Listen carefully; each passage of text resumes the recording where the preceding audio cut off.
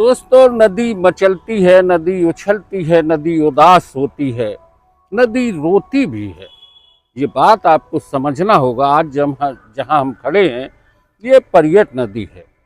इस परियट नदी की जो स्थिति है, उसमें इतना प्रदूषण हो चुका है। अगल बगल डेयरियाँ खुली थी, गोबर का भंडार है और एक बदबू का झोंका है यहाँ पर। और हमारे साथ हैं विवेक अवस्थी जी, जो कि नर्मदा बचाओ आंदोलन से जुड़े हैं।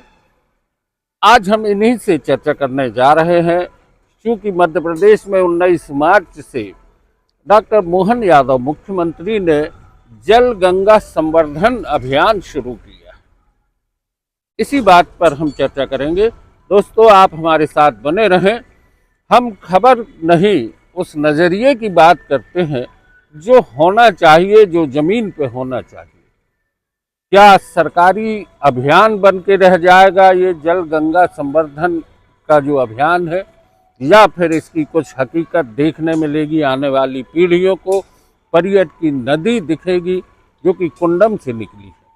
विवेक भाई, जिस तरीके से अभी हम परियट को देख रहे हैं, जहाँ पर जिस तरीके की गंदगी है, जिस तरीके का प्रदूषण है, आपको क्या लगता है कि जो मोहन यादव सरकार ने जल गंगा संवर्धन अभियान चलाया है, इसके पहले भी चले हैं, शिवराज सिंह के समय में भी नदियों के संरक्षण संवर्धन की योजनाएं थी, और तो और अदालत ने भी कहा नदियों को जीवित इकाई माना है।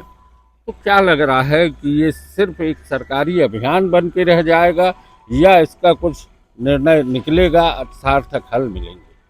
आप देखिए, मोहन यादव सरकार और बीजेपी की जितनी भी घोषणाएं हैं, वो सिर्फ घोषणाएं रहती हैं, और वो सिर्फ एक अखबारी विज्ञापन में वो योजनाएं रहती हैं।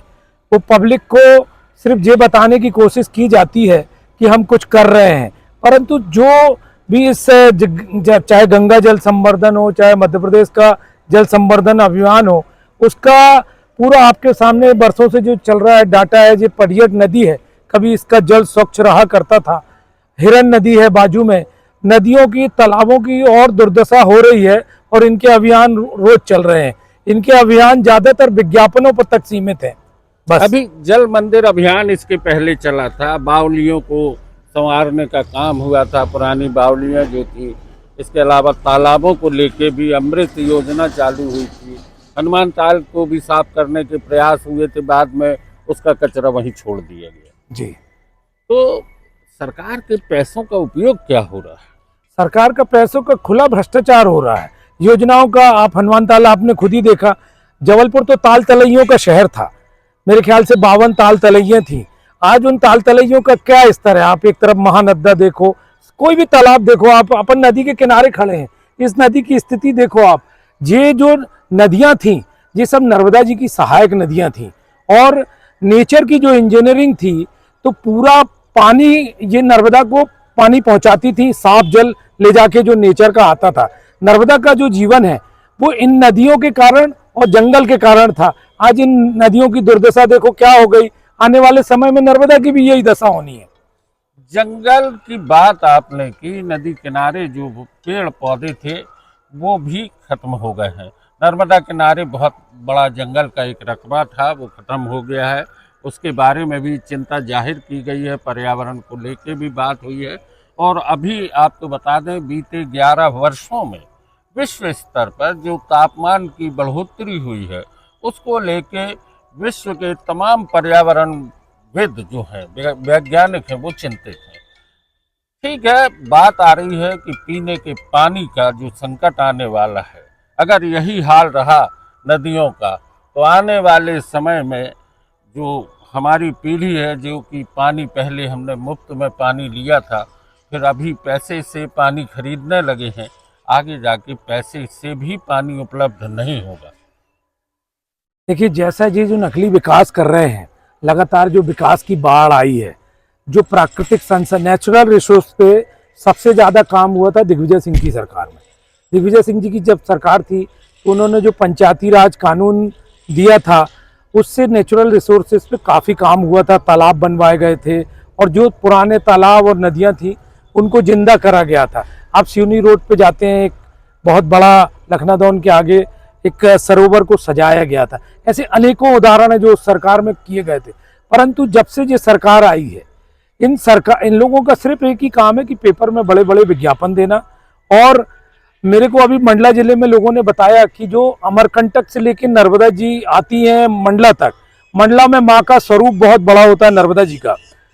तो इनके विकास के कारण क्या होता था, जो नर्मदा जी का जीवन है वो झरनों से और उससे जो नमी है जमीन की, उससे जो साल भर पानी आता था, उससे नर्मदा जी की धारा अविरल रहती थी अमरकंटक से मंडला तक और पूरे प्रदेश में लगभग। आप देखते हैं कि चाहे गौरी घाट हो, चाहे तिलवारा घाट हो, चाहे भेड़ा घाट हो, उधर भी प्राकृतिक झरने हैं जो नर्मदा को ताकत दे रहे हैं।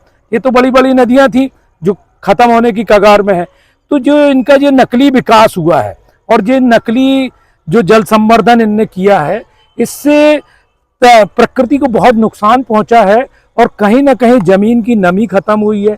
जंगलों को जो हमने काटा गया है, जैसे मंडला जिले में इनने अनेक परियोजनाएं चालू कर दी, चाहे हाइड्रो पावर बना रहे हैं, चुटका परमाणु परियोजना बना रहे हैं और ऐसी कई परियोजना बना रहे हैं जिसके इनके विकास के कारण नर्मदा नदी और पूरे मध्य प्रदेश के जीवन को बहुत बड़ा खतरा आने वाले समय में दिख रहा है।